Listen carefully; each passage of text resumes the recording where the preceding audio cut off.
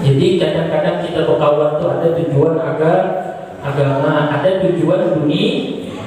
Kadang-kadang ada sekedar tujuannya adalah untuk urusan sekedar bergaul biasa, biasa kemudian. Nah, jadi jangan asal berkawan urusan agama. Maaf ya, kadang-kadang kita ini juga asal kita ngomong agama kepada orang yang kemudian ahli urusan dunia yang gak akan nyambung. Ya, kawan kita diajak ngobrol ini misalnya kemudian minta maaf lah, dia kemudian bukan orang yang hikmahnya semangatnya di bidang agama, dia semangatnya di bidangnya ilmu umum. Titelnya aja misalnya SE, MBA, MSc, MM, MNZ, macam-macam buku panjang. Kita ngobrol masalah majelis taklim, kira-kira nyambung Pak? Gak akan nyambung. Kalau ngobrol sama dia cocoknya urusan negara, ya kan? Urusan hutang. Nah, itu cocok ya kan? Nah, kalau ngomong agama model-model Pak Haji Kurdi cocok insyaallah ya kan? Ngomong kemudian artinya dilihat-lihat kita ini mau apa gitu lah, seperti itu kemudian. Ya. Walhasil sih kemudian berdoa saja kepada Allah, mudah-mudahan kita dikumpulkan dengan orang-orang yang diridhoi oleh Allah Subhanahu wa taala. Nah, wan nasu salasatun. Manusia itu kata Imam Al-Ghazali dalam hubungan interaksi dibahagi jadi 3. Kalau tadi motivasi kita berkawan, sekarang orangnya, manusianya itu kemudian bagi kita, manusia itu orang lain bagi kita dalam urusan interaksi sosial. Kalau bahasa sekarang dibagi jadi 3. Ahaduhum mathaluhu mislul ghidha. Yang pertama, ada orang yang manusia itu diumpamakan seperti makanan. Orang lain itu bagi kita kayak makanan. Itu perumpamaan yang pertama. Kalau kita kemudian hidup nggak makan, bisa nggak? Berarti harus makan, ya kan? Berarti harus makan. Berapa kali? 7, cukup. Harus artinya nih orang mau nggak mau kita harus berteman dengan dia, nggak bisa enggak. Ya. Orang lain itu bagi kita dibahagi dalam hubungan interaksi sosial jadi 3. Ada yang seperti makanan, memang kita nggak bisa nggak berteman dengan dia, kayak makanan kita nggak bisa nggak makan. Ya, kalau suruh milih begini misalnya, nggak merokok sama nggak makan, pilih mana? Ya yang merokok juga. Enggak, saya nanya doang, ini bisa berhadiah kemudian. Mending gak makan. Pintar bener ya. Oh iya. Contohnya misalnya orang yang gak bisa, kita gak bergaul, istri, anak, gak mungkin kita sama istri anak. Mohon maaf, saya udah ngaji di Al-Huda, saya gak akan berteman lagi dengan kamu. Gak mungkin, ya kan? Pulang kayak gitu, bukan bapaknya yang disalahkan, ustadz yang didemo, pasti sudah, ya kan? Artinya mau gak mau kemudian harus bergaul.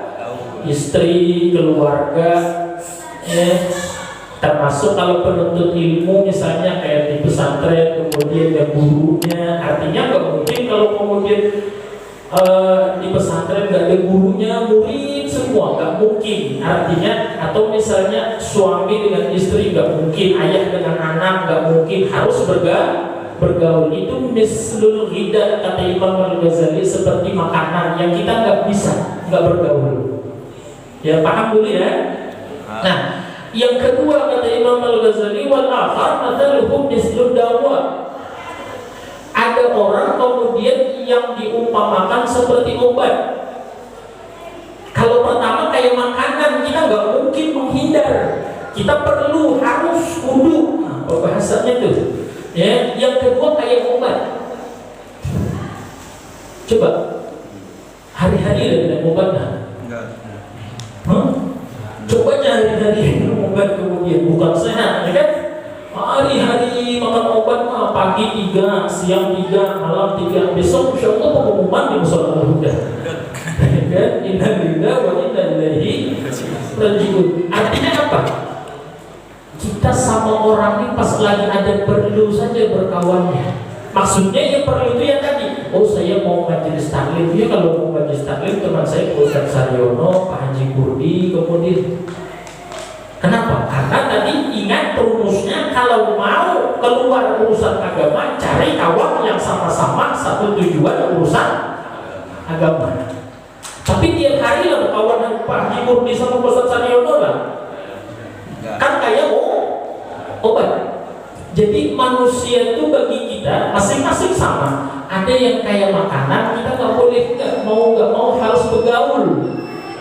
Yang kedua, ada yang kayak obat. Ya, sesekali kita perlu dia, misalnya kemudian ya kita misalnya mau urusan apa perlunya, ya maaf misalnya tadi ketika kemudian kendaraan rusak, ya carinya kemudian kawan yang bisa. Wah, betul. Kalau kipas angin TV rusak nyarinya Saryono. Oh, Saryono juga. Ini iklan loh. Royalti. Iya. Tapi tiap hari lah. Enggak kan? Kayak obatnya. Yang ketiga kemudian wal akhar mathaluhum misludda. Ada orang yang ketiga ini diumpamakan oleh Imam Al-Ghazali kayak penyakit. Berkawan dengan orang ini merusak. Ya, asalnya kita baik, asalnya kita bagus, asalnya kita rajin ke masjid, ke mushola dan lain sebagainya. Lalu kita intens berkawan dengan orang yang seperti penyakit ini, maka kemudian akhirnya kita ikut-ikutan jadi rusak. Harusnya kalau penyakit di apa? Jauhi. Obat sesekali, makanan mau nggak mau kita jangan terbalik. Maaf, jangan terbalik. Penyakit tiap hari, makanan kadang-kadang. Bisa nggak dipaham? Ngumpul yang jadi maksiat tiap malam sama anak istri ketemunya cuma di tempat tidur, habis itu selesai. Saya ulang nih, dia kalau ngumpul dengan temannya yang nggak ada faedahnya tadi tiap malam, tersinggung nggak nih? Kalau tersinggung mau sengaja saya memang, ya kan? Dia tiap malam nih dari jam 10 sampai jam 2 berapa jam tuh? Padahal manfaatnya di situ bisa jadi penyebabnya dia subuh ke pagi, bukan kepagian bagus, ya. Kesiangan. Tapi yang makanan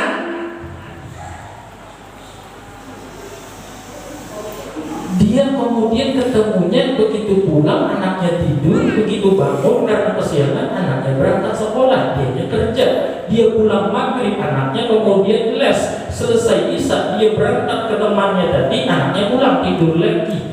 Ini orang kira-kira maaf ya, kalau kasar nih, kalau dia ada orang nih makan sekali seminggu, ketemu anak tuh nanyain anak tuh udah sholat belum, ngajinya sampai juz berapa, kemudian sekali seminggu. Tapi ketemu sama temannya dia hari-hari tiap malam dari jam sekian sampai jam sekian, minta maaf, artinya dia datangin penyakit tiap saat, makan seminggu sekali. Ini orang namanya apa?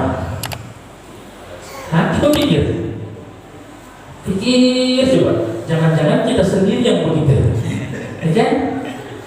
Coba Imam Ghazali supaya kita paham tuh dimisalkan oleh Imam Ghazali, orang tuh ada kayak makanan, ada seperti obat, ada seperti penyakit. Kita tuh misalnya minta maaf lah, contoh saja nih, kita ketemu guru jangan tiap saat, karena guru juga punya anak kalau perlu aja kemudian ada pertanyaan, ada masalah, ya kan? Baru kemudian atau misalnya mau nanya hukum, nanya aturan agama, ke tempat Pak Ustadz Saryono mau nyervis dan lain sebagainya. Kemudian yang ini saja jangan diam karena ini cuma fungsinya seperti sesekali kita perlu kita minum obat. Ada yang kayak makanan.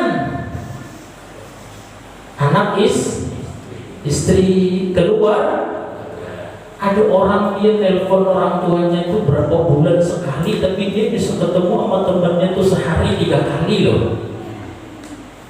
Coba pikir, ini orang kemudian makannya 2 bulan ke tempat yang berpotensi menimbulkan penyakit, dia tiap hari datang ke situ. Kira-kira cepat mati enggak? Hah?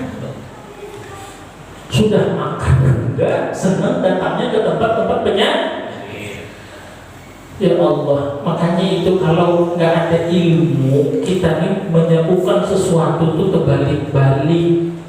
Disuruhnya ke barat, kita dilarang ke timur, kita malah ke timur. Disuruh ke timur, kita ke barat. Coba kemudian kalau orang nggak ada ilmunya. Tapi kalau mau belajar seperti ini, nah kata Imam Ghazali, ingat yang pertama dari awal kesimpulannya dari Isya. Kalau nyari kawan, sahabat, ingat itu bukan hanya dunia urusannya, sampai nanti di akhirat akan bertanggung jawab. Artinya jangan dipikir kawan-kawan kita kemudian gak berdampak baik positif atau negatif di akhirat. Kawan bisa berdampak positif dunia akhirat, bisa berdampak negatif di dunia dan juga di akhirat. Maka lalu diatur dalam agama, bila mencari kawan kriterianya 5. 1 orangnya pintar, 2 orangnya kemudian akhlaknya baik, 3 orangnya nggak fasik, 4 orangnya nggak hubudiyah, 5 orangnya jujur. Sulit nyari itu, maka lakukan salah satu dari 2 cara. Kurangi berkawan, kurangi bergaul, banyaki di rumah, atau kemudian kalau mau berkawan, mau keluar, lihat kepentingan untuk apa kita keluar, urusan apa. Bila urusan agama, maka cari orang yang satu paham urusan agama. Bila urusan dunia, maka cari urusan dunia. Nah, lalu memperlakukan kawan ini tadi intensitasnya, haruskah sesering apa kita ngumpul dengan dia? Perhatikan apakah dia itu kayak makanan, apakah dia itu seperti obat atau seperti penyakit. Mithlul ghidha au mithlud dawa au mithlud da, seperti makanan, seperti obat, seperti penyakit. Jangan terbalik-balik. Yang obat kita jadikan kayak makanan, yang makanan kita jadikan kayak. Apalagi di akhir zaman, ada orang yang ngobrol sama anaknya itu seminggu bisa sekali ngobrol sama anaknya itu. Nanya anak tuh kemudian kayak apa sekolahnya, ngajinya kayak apa, sudah sholatnya sholat apa, kemudian yang bisa udah bagus belum sholatnya, dan lain sebagainya. Pokoknya komunikasi bahasa kerennya nih. Dengan anak tuh ada yang seminggu sekali, tapi dia dengan teman kantornya dia sangat. Padahal kalau urusan dunia ini harusnya seperti obat, karena ketika cuman di zaman sekarang obat jadi makanan jadi obat, ya mati dunia, mati akhirat. Minta maaf ya, akhirnya terjadilah yang selingkuh sama teman satu kantor, yang istrinya gak nyaman di rumah, dia nyari keluar, gara-garanya salah dalam bergaul. Yang makanan jadi obat, yang obat jadi. Coba bayangkan sama istri ngobrol tuh bisa dihitung dalam seminggu tuh. Dengan anak bisa dihitung, tapi dengan teman sekantor cewek perempuan hari-hari ngobrol. Kalau bahasa Jawanya apa Pak? Pak Haji Kuti orang Jawa ya. Haji Kuti orang Turki. Apa Ustaz Saryono yang apa namanya? Apa itu kan? Yang saya ketemu akhirnya muncul lope-lope apa? waiting. Nah itu pokoknya ya, itu fotokopian itu aja ada namanya kuis. Nah itu dah, ya fotokopian itu. Makanya kemudian jangan heran kenapa perselingkuhan banyak terjadi, teman satu kantor, teman satu kerjaan, teman satu dinas. Kenapa kemudian? Karena salah di dalam bergaul. Lihat nih obat kah, makanan kah, penyakit kah? Benar-benar lihat kawan kita tuh, oh ini obat, jangan tiap hari dimakan. Ini teman kantor, istri di samping masih jauh ya mana? Ya kan, artinya ini tidak paham nih, obat jangan dimakan tiap hari. Yang di samping ini makanan jangan dijadikan, apalagi obat nyamuk, jangan dijadikan yang bikin jadi runyam itu karena nggak bisa melihat nih makanan kan, nih obat kan, nih penyakit kan.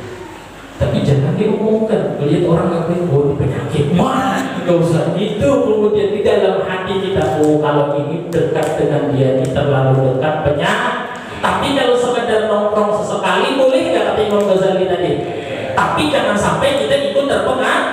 Nah bagusnya aturan agama sudah, bukan kita mencaci maki orang yang misalnya akhlaknya nggak baik.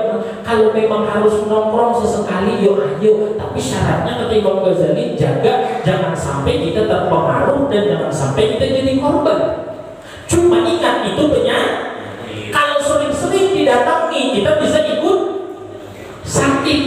Oh dia teman sekantor saya, Pak Ustadz, dia baik. Itu apa? Makanan apa penyakit?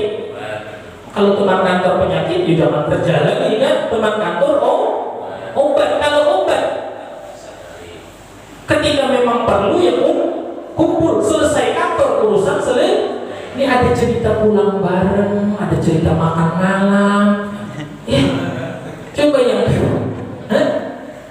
sampai rumah istri pakai daster robek lagi di pulang kantor kemudian wah dandannya luar biasa. Makan malam sampai rumah istrinya pakai daster, bangun tidur jam 10 malam pulang rumah. Bayangkan coba, istri udah tidur, bangun tidur istri giler di sini, rambut kayak kuntilanak, dasternya sobek. Coba bayangkan, pilih mana?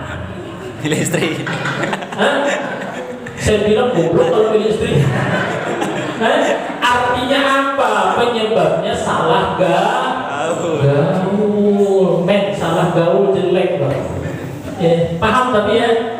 Apa yang paham? Daster sobek tadi. Ya Allah, kalau melihat anak istri itu seapapun ini makanan, daripada mati kemudian asin pun dimakan. Ayo dia daster sobek ya, di makanan, ayo sudah. Ya, kayak apapun caranya sesobek-sobeknya kemudian makan ya, itu makanan kita. Kemudian jangan melihat obat seperti makan. Nah orang zaman sekarang matanya terbalik, melihat makanan kayak obat, melihat obat kayak makanan. Akhirnya ada alasannya ekonomi lah, ada alasannya nggak cocok lah. Balik-baliknya ending-endingnya datangnya curhatnya ke Pak Ustadz. Ustadznya orang diajari ini supaya jangan repotin ustadznya. Datang ustadz suami istri dipikir mau zakat gak mau apa, ternyata ngomongnya Pak Ustadz ada masalah ini ya Allah. Paham ya? Apa yang paham?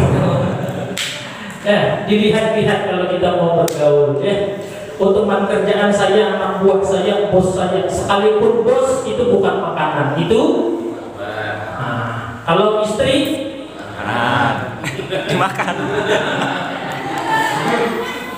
telepon apa? Telepon apa kurma?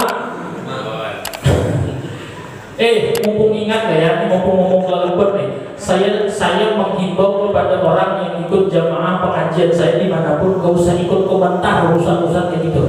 Semakin viral semakin gila.